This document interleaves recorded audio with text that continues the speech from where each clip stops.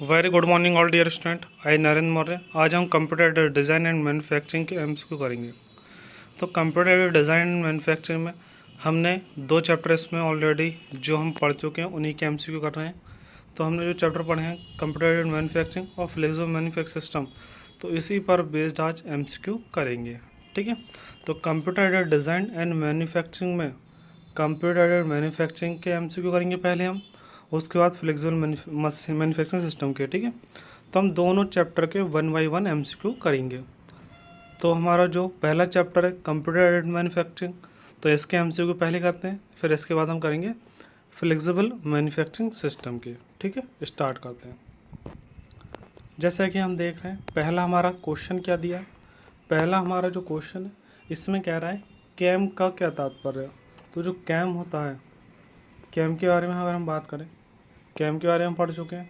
तो कैम जो है यहाँ पर कैम का मतलब होता है कंप्यूटर एडेड मैन्युफैक्चरिंग। तो कंप्यूटर एडेड मैन्युफैक्चरिंग होता है कैम का मतलब। ठीक है। तो इसका यूज़ करके हम क्या करते हैं, जितने भी मैन्युफैक्चरिंग प्रोसेस होते हैं उन्हें कंप्यूटर द्वारा कंट्रोल करते हैं। ठीक है।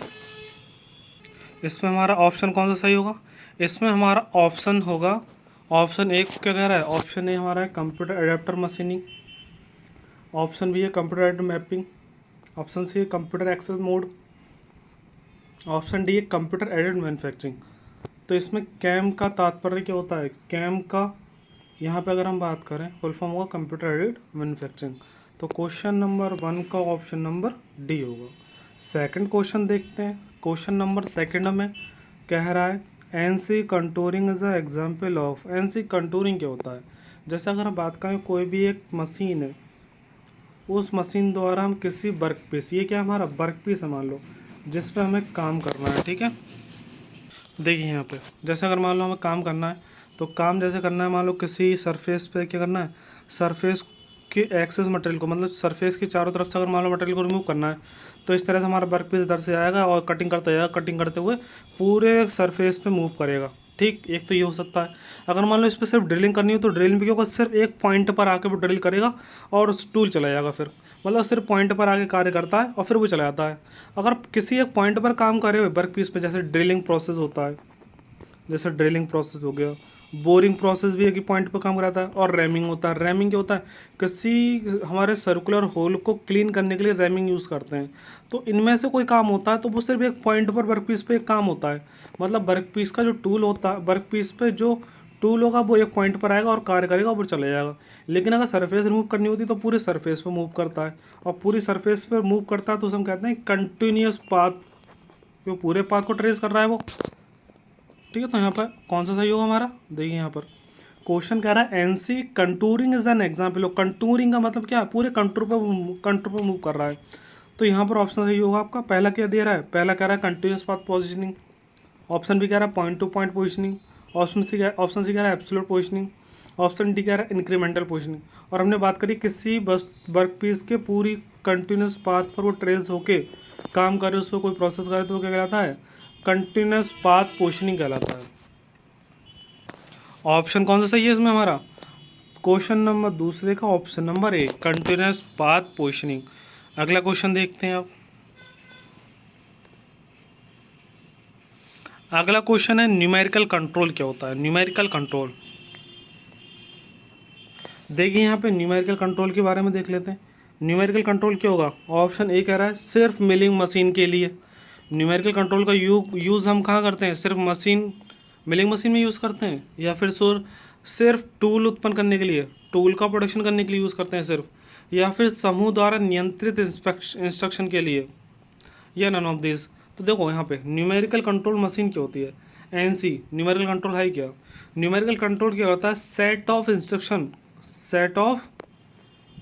का यूज़ करता है। इंस्ट्रक्शन क्या होगा? जैसे प्रोग्राम वगैरह के इन्फॉर्मेशन का यूज़ करके जो वो इंस्ट्रक्शन देते हैं, जो करना है वही तो काम करता है। तो एनसी मशीन क्या एक तरह से, न्यूमेरिकल कंट्रोल क्या एक तरह से, वो इंस्ट्रक्शन को फॉलो करती है, इंस्ट्रक्शन पे काम करती है। जो हमें कंप्यूटर द्वारा इंस्ट्रक्शन मिलेंगे एनसी मशीन को, तो या फिर जो एनसी मशीन को हम कंप्यूटर द्वारा इंस्ट्रक्शन देंगे उस पर ही वो काम करेगी। ठीक है। अगर इंस्ट्रक्शन नहीं देंगे तो काम नहीं करेगी। और वो सारे प्रोसेस कर सकती है, जैसे ड्रिलिंग, मिलिंग, जितने भी प्रोसेस होते हैं सबको कर सकती है न्यूमेरिकल कंट्रोल द्वारा। तो क्वेश्चन हमारा थर्ड कह रहा है सिर्फ मिलिंग मशीन में न्यूमेरिकल कंट्रोल का यूज़ करते हैं, ये तो गलत है, कई प्रोसेस में यूज़ कर सकते हैं। ऑप्शन बी क्या कह रहा है, टूल उत्पन्न करने की पद्धति के लिए, टूल बनाने के लिए कर सकते हैं, लेकिन टूल बनाने के लिए ही नहीं करते हैं सिर्फ, क्योंकि हमारा जो ऑप्शन यहाँ पर एक्यूरेट होगा वो ज़्यादा देना है। टूल उत्पादन के लिए हम कर सकते हैं, ठीक, कर सकते हैं। ऑप्शन सी कह रहा है समूह द्वारा नियंत्रित इंस्ट्रक्शन के लिए। मेनली हमारा जो ऑप्शन सही होगा एकदम, क्योंकि ऑप्शन डी दे रहा है ना, अगर इसमें कह देता बी और सी तो सही होता हमारा, ठीक है। तो हमारा इनमें से एक ही देना पड़ेगा हमें। तो हमारा जो एक्यूरेट आंसर है वो समूह द्वारा नियंत्रित इंस्ट्रक्शन के लिए, क्योंकि ये क्या करेगा, इंस्ट्रक्शन का ही तो कंट्रोल करता है।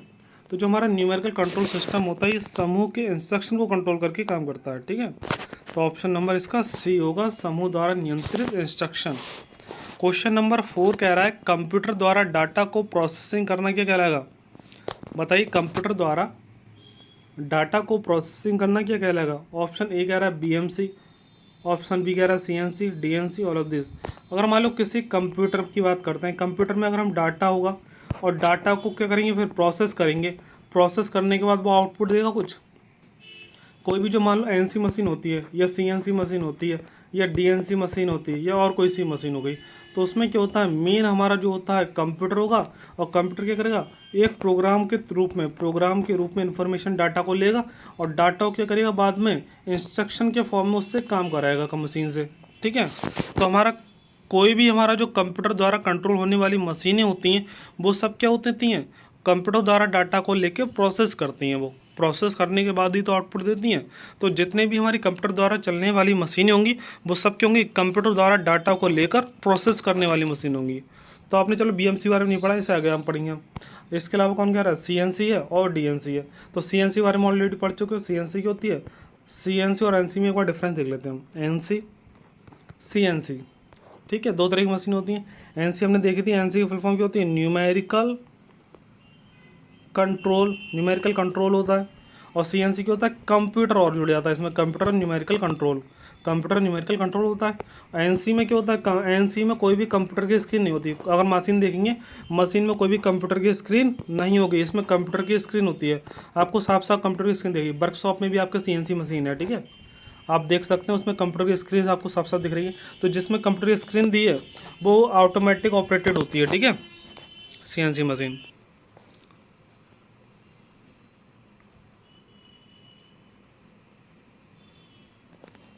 ठीक है, सीएनसी में क्या होता है, कंप्यूटर स्क्रीन होती है, एनसी में कंप्यूटर स्क्रीन नहीं होती है। और आगे देखिए इसमें, और जो हमारा एनसी होता है, एनसी में क्या करते हैं हम, कोई भी प्रोग्राम बना के कम एनसी मशीन में इंस्टॉल कर देते हैं, और एनसी मशीन में इंस्टॉल होने के बाद वो प्रोग्राम चेंज नहीं हो सकता। मतलब अगर आपने प्रोग्राम डाला है, ड्रिलिंग प्रोसेस करना है तो ड्रिलिंग प्रोसेस होना है, जिस डायमीटर तक होल करना है उस डायमीटर तक होना है, ठीक है। लेकिन सीएनसी मशीन में हमने प्रोग्राम, कंप्यूटर स्क्रीन होती है इसमें, ठीक है, तो उसके जरिए, प्रोग्राम के जरिए क्या करता है, मशीन को एग्जीक्यूट कराता है ये। जिससे क्या होता है, अगर आपको कुछ भी चेंज करना तो आसानी से, कंप्यूटर स्क्रीन होती है उसमें, तो उसमें प्रोग्राम में कुछ भी चेंज कर देते हैं, जिससे आसानी से आप प्रोग्राम को चेंज करके कोई और भी काम प्रोसेस कर सकते हैं।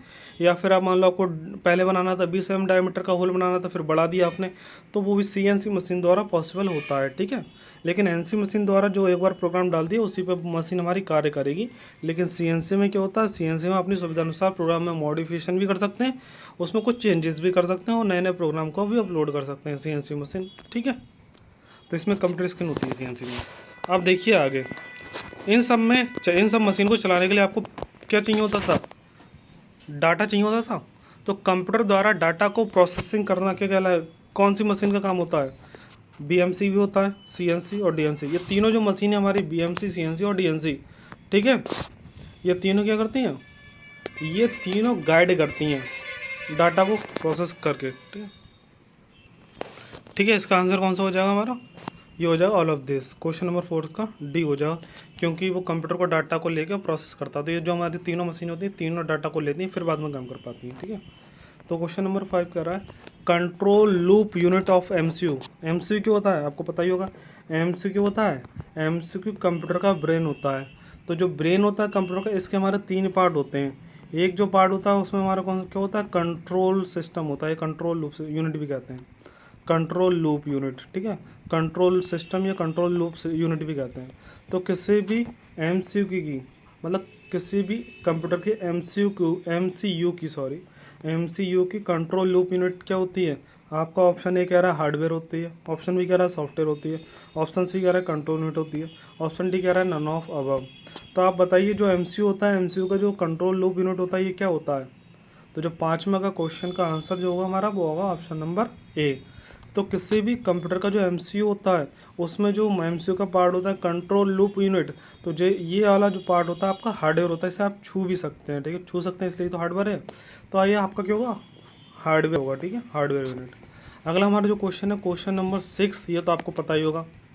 क्वेश्चन नंबर 6 में कह रहा है फुल फॉर्म ऑफ एनसी। तो इसके 4 ऑप्शन दिए हमें। ऑप्शन ए कह रहा है न्यूमेरिकल कंटूर, ऑप्शन बी कह रहा है नंबर मशीन, ऑप्शन सी कह रहा है न्यूमेरिकल कंट्रोल, ऑप्शन डी कह रहा है नन। तो बताइए इसमें हमारा कौन सा आंसर सही होगा? तो बताइए full form of NC, NC की फुल फॉर्म क्या होगी? एनसी की फुल फॉर्म होगी यहाँ से numerical control, option number C. तो ऑप्शन नंबर सी आपका सही है, न्यूमेरिकल कंट्रोल, ठीक है। क्वेश्चन नंबर 7 कह रहा है full form of CNC machine बताइए क्या होगी? तो सीएनसी क्या होता है? सीएनसी की फुल फॉर्म होती है कंप्यूटर न्यूमेरिकल कंट्रोल। तो सीएनसी होता है कंप्यूटर न्यूमेरिकल कंट्रोल, तो सीएनसी की फुल फॉर्म क्या हो जाएगी? कंप्यूटर न्यूमेरिकल कंट्रोल हो जाएगी, ऑप्शन नंबर बी, ठीक है। सीएनसी की फुल फॉर्म क्या होगी? Option number B, computer numerical control, ठीक है। आगे क्या कह रहा है? आगे हमारा जो क्वेश्चन नंबर 8 है ये कह रहा है फुल फॉर्म ऑफ डीएनसी। तो डीएनसी के बारे में हम ऑलरेडी पढ़ चुके हैं। डीएनसी का क्या मतलब होता है? यहाँ पे डीएनसी का मतलब होता है डायरेक्ट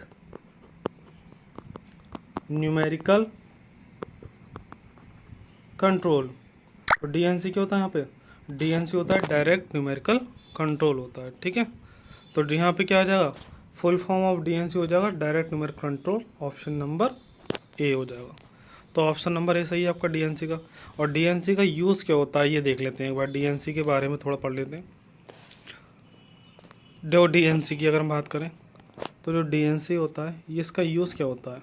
ये एक डायरेक्ट न्यूमेरिकल कंट्रोल मशीन होती है। इसके साथ हम क्या करते हैं, जो एनसी मशीन है मान लो एनसी सीएनसी, अगर इन्हें आपको चलाना है तो इनके छोटे छोटे प्रोग्राम आपको बनाने पड़ते हैं, उनके जरिए आपको कंट्रोल करना पड़ता है। हर एक मशीन को अलग अलग पर्टिकुलरली कंट्रोल करते हैं हम।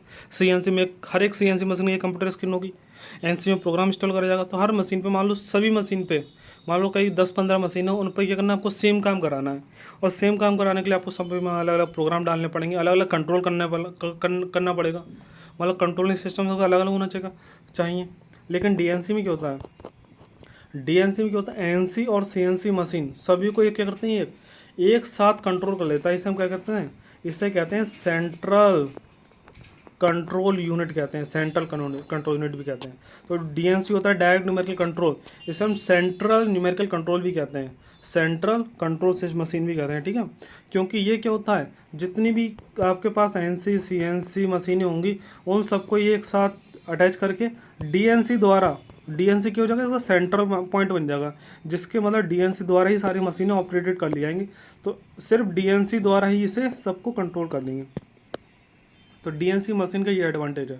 तो डीएनसी में हम एनसी और सीएनसी दोनों को एक साथ क्या कर सकते हैं, काम करा सकते हैं with the help of DNC machine, direct numerical control, ठीक है।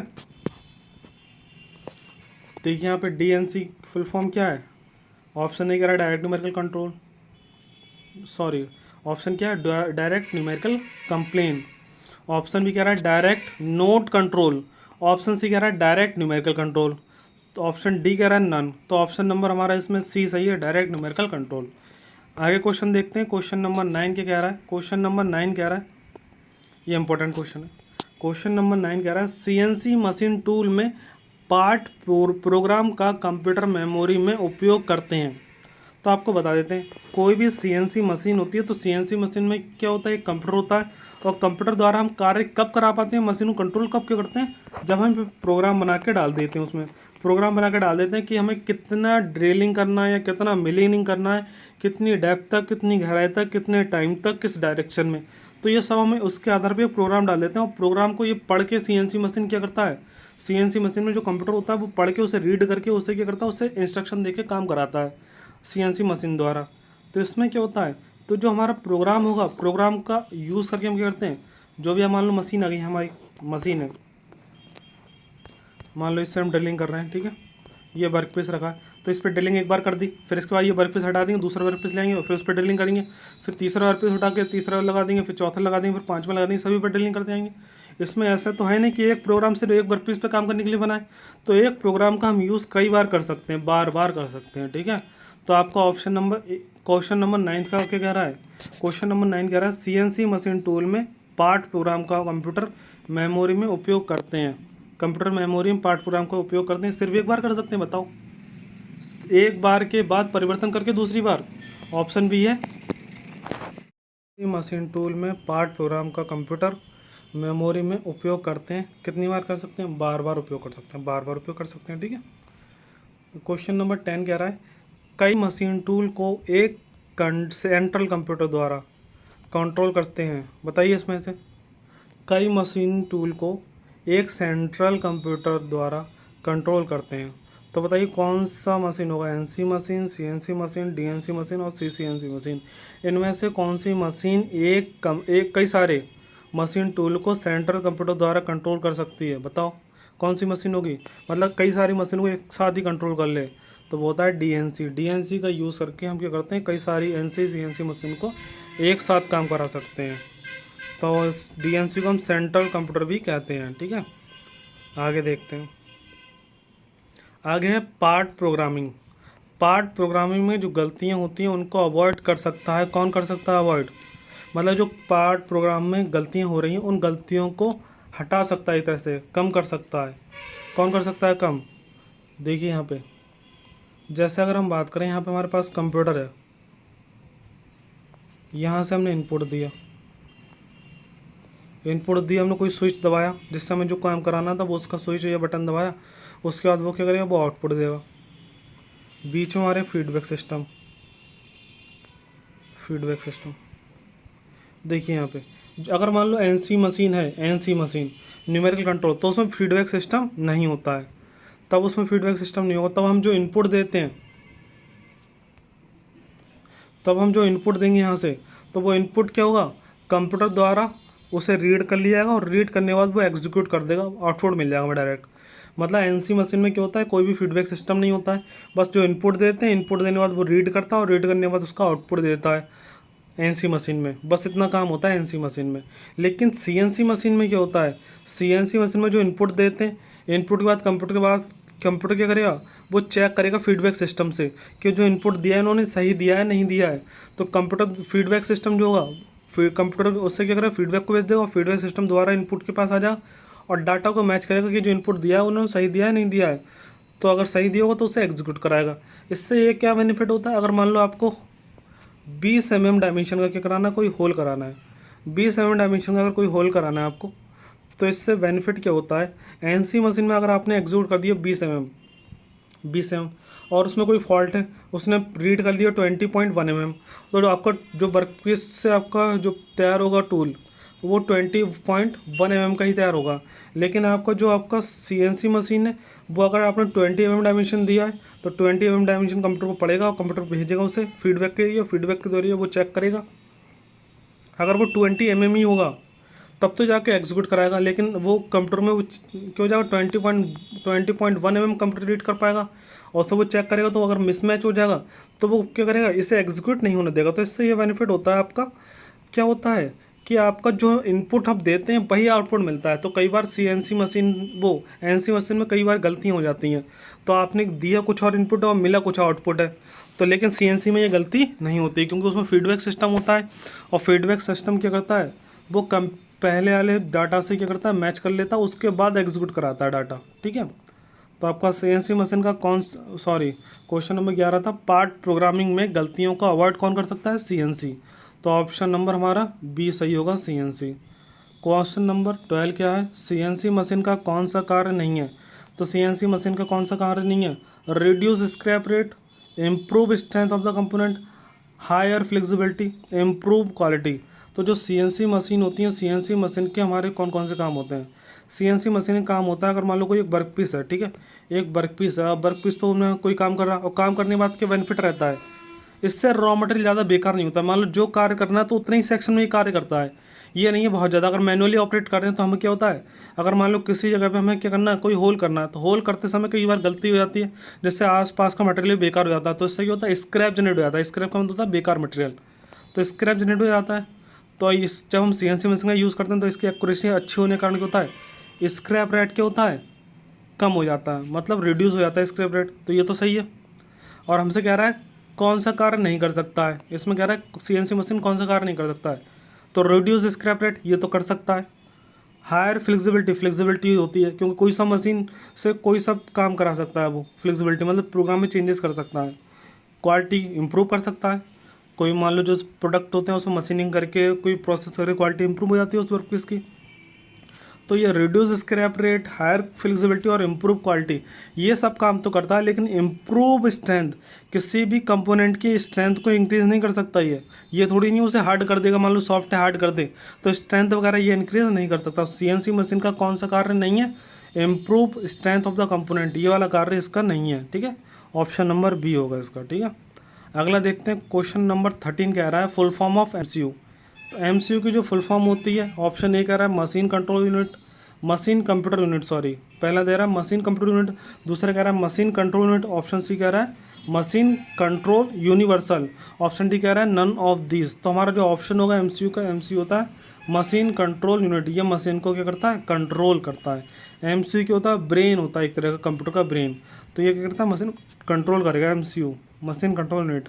ऑप्शन नंबर बी होगा 13 का। अगला देखते हैं। क्वेश्चन नंबर 14 क्या कह रहा है, क्वेश्चन नंबर 14 कह रहा है point to point system are used for. तो हमने देखा था पॉइंट टू पॉइंट प्रोसेस का मतलब क्या होता है, किसी जगह पर अगर आपको ड्रिलिंग करनी है, सिर्फ एक जगह काम करना है, अगर मान लो पूरी सरफेस पे काम करना है या सरफेस के आधे हिस्से पे काम करना है, तो वो होता है हमारा कंटिन्यूस पाथ, एक पाथ पे चलते रहते हैं फिर मुड़ते जाते हैं इसे। और लेकिन एक सिर्फ एक पॉइंट पे काम करना तो उसे हम कहते हैं पॉइंट टू पॉइंट सिस्टम। तो पॉइंट टू पॉइंट सिस्टम में कौन सा आता है, पॉइंट टू पॉइंट सिस्टम में याद रखना, ड्रिलिंग आता है, बोरिंग आता है और रैमिंग आता है। तो ऑप्शन कौन सा दिया है इसमें, point to point system are use for reaming. Reaming के लिए होता है, पार्टिंग के लिए नहीं होता है, ग्रुपिंग के लिए नहीं होता है, फेसिंग के लिए नहीं होता है। फेसिंग का मतलब क्या, पूरी सरफेस को पे फेसिंग करनी हो, उसे सही करना हो। ठीक है, और ग्रुपिंग का मतलब क्या होता है, किसी वस्तु पे ग्रुप बनानी हो। जैसे ग्रुप क्या होता है, कुछ खांचे जैसे बनाते हैं हम, जिसके ऊपर क्या करते हैं, किसी मशीन को डाल के उसमें स्लाइड कर सकते हैं। तो ग्रुप बनाने हो, या फिर जैसे हम बात करें चाबी के लिए, जैसे हम उसमें खाली स्थान बनाते हैं जिसमें चाबी डाल के काम खोल सकते हैं, ताला वगैरह, उस तरह से कहते हैं ग्रुपिंग। और पार्टिंग क्या होता है, पार्टिंग किसी वस्तु पर हम क्या करना, पार्ट में डिवाइड करना और मार्क करना। ठीक है, तो ये काम तो नहीं होते हैं, सिर्फ होता है पॉइंट टू पॉइंट सिस्टम में क्या होता है, रैमिंग प्रोसेस होता है। ठीक है, ऑप्शन नंबर ए होगा। 15 में कह रहा है कैम आर यूज, कैम किसके लिए यूज़ होता है, ऑप्शन ए कह रहा है एनालिसिस, ऑप्शन बी कह रहा है मैन्युफैक्चरिंग, ऑप्शन सी कह रहा है both A and B, option D कह रहा है नन ऑफ दिस। तो जो कैम होता है, कैम का हम एनालिसिस और मैन्युफैक्चरिंग दोनों में यूज़ कर सकते हैं। तो ऑप्शन होगा सी। तो 15 का ऑप्शन नंबर कौन सा है, 15 का ऑप्शन नंबर सी है। आगे देखते हैं। आगे हमारा फ्लेक्सिबल मैन्युफैक्चरिंग सिस्टम। तो जो फ्लेक्सिबल मैन्युफैक्चरिंग सिस्टम होता है, इसका फुल फॉर्म क्या होता है, इसका सॉरी FMS, पहला क्वेश्चन देखते हैं। ठीक है, अगला जो चैप्टर हमारा फ्लेक्सिबल मैन्युफैक्चरिंग, इसके MCQ देख लेते हैं। अगला चैप्टर हमारा FMS फ्लेक्सिबल मैन्युफैक्चरिंग सिस्टम है। ठीक है, इसके MCQ देख लेते हैं अब। फ्लेक्सिबल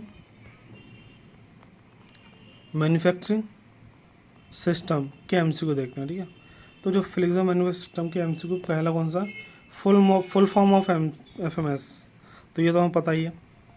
FMS क्या होता है, फ्लेक्सिबल मैन्युफैक्चरिंग सिस्टम। तो ऑप्शन कह रहा है flexible machining system, option B कह रहा है fixed machining system, option C कह रहा है flexible manufacturing system, option D कह रहा है नन। तो FMS का फुल फॉर्म क्या होता है, option C flexible manufacturing system. ठीक है, क्वेश्चन अगला कह रहा है हमसे FMS का कौन पार्ट है, FMS का कौन सा पार्ट है। तो FMS का कार्य क्या होता है, FMS का होता है मैन्युफैक्चरिंग करना। लेकिन मैन्युफैक्चरिंग कैसे करता है, कंप्यूटर द्वारा मैन्युफैक्चरिंग को ये कंट्रोल करता है। ठीक है, तो ऑप्शन FMS का कौन सा पार्ट है, ऑप्शन ए कह रहा है ठीक, ऑप्शन ए क्या कह रहा है, मेन फ्रेम कंप्यूटर। तो FMS में कंप्यूटर तो होता ही मेन फ्रेम कंप्यूटर, तो ये तो पार्ट हो गई होगा। दूसरा कह रहा है automated guided vehicle. Automated guide vehicle होते हैं जो वर्कपीस को गाइड करते हैं, जैसे हमारी कन्वेयर बेल्ट होती थी वो वर्कपीस को ले जाती थी, तो ऑटोमेटेड गाइड व्हीकल तो होते ही हैं FMS में। मटेरियल हैंडलिंग सिस्टम भी होता है, क्योंकि मटेरियल क्या करता है, एक जगह से दूसरी लाना, सब कुछ ऑटोमेटिक करता था ये।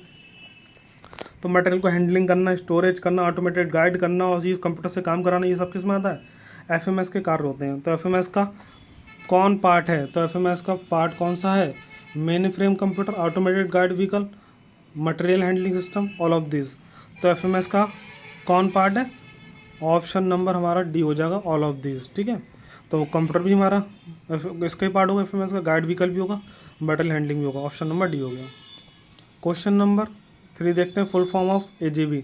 एजीवी कुछ नहीं है, ऑटोमेटेड गाइडेड व्हीकल होता है। ऑप्शन ए क्या कह रहा है, automatic guided vehicle, option B कह रहा है automated gas vehicle, automated guided vehicle, none.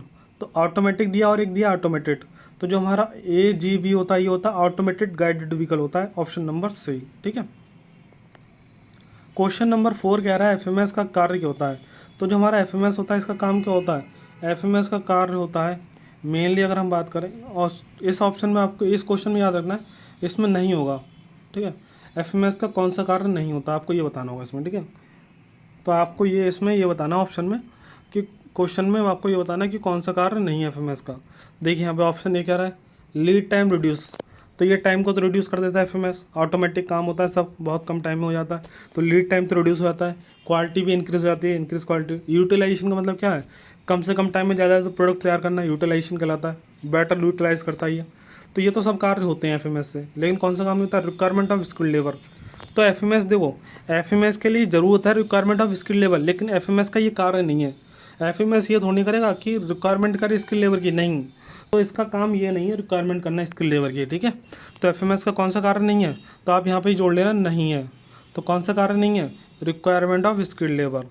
Question number हमारा 5 क्या कह रहा है, flexible manufacturing system FMS, FMS flexible manufacturing system do, मतलब कौन सा कार्य कर सकता है।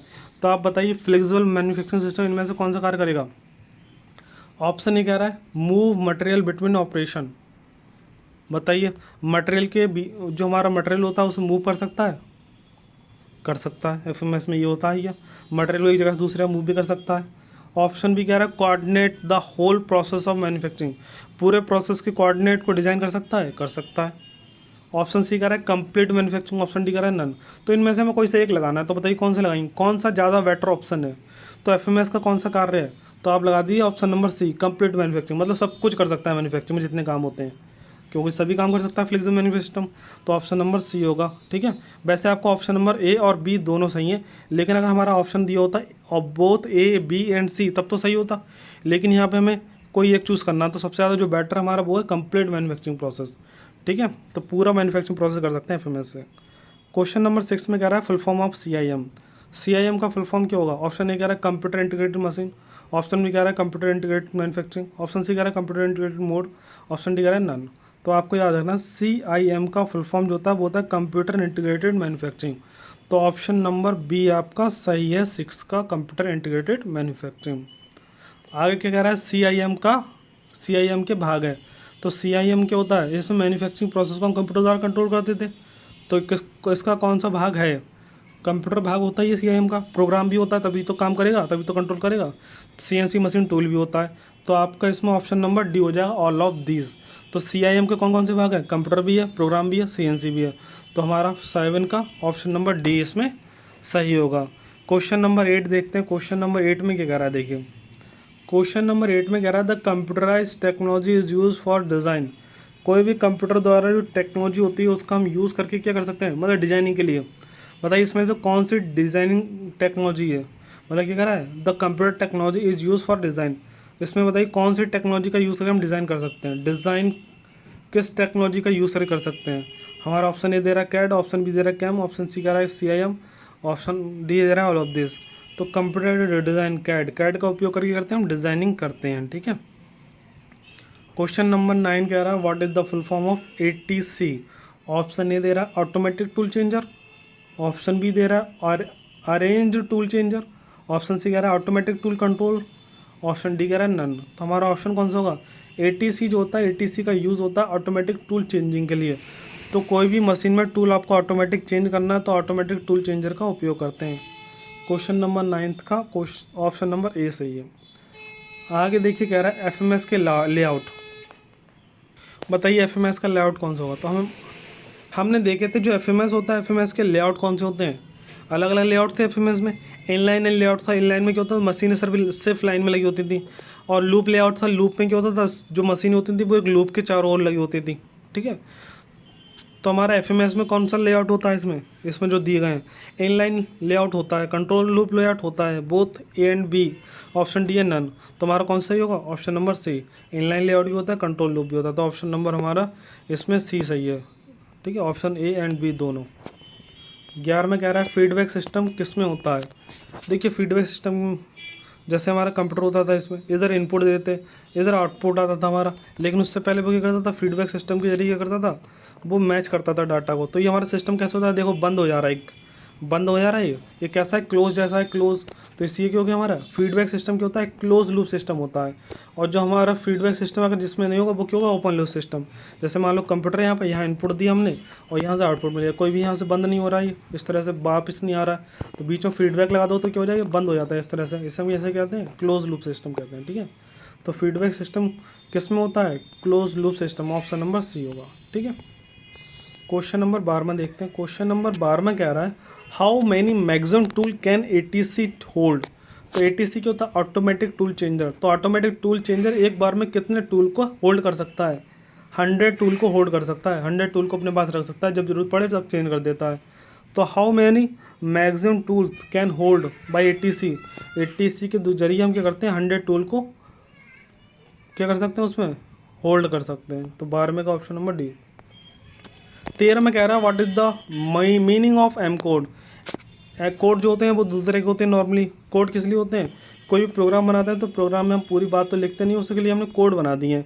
जैसे एम कोड होता है और जी कोड होता है ज़्यादातर। एम कोड की बात करें, एम कोड होता है मिसलीनियस कोड, मिसलीनियस कोड होता है, मिसलीनियस। एम का मतलब होता है मिसलीनियस। एम का मतलब क्या है, एम का मतलब यहाँ पर मिसलीनियस, और जी का मतलब होता है ज्योमेट्रिकल। तो ज्योमेट्रिकल, ठीक है, जी का मतलब ज्योमेट्रिकल, एम का मतलब मिसलीनियस। तो एम कोड का मतलब क्या होता है, हमारा मिसलीनियस कोड होता है। तो ऑप्शन नंबर सी सही होगा इसमें, ठीक है। ऑप्शन नंबर बी है, सॉरी बी हमारा सही है, ये मिसलीनियस कोड। तो what is the meaning of M code, miscellaneous code. अगर क्या होता है जी कोड का मीनिंग क्या होता है, तो जी कोड का मीनिंग क्या हो जाता है, ज्योमेट्रिकल कोड, ठीक है। और बाकी जो कोड पे अगली वीडियो हम ले आएंगे, ठीक है, कोड पे बेस्ड क्वेश्चन की।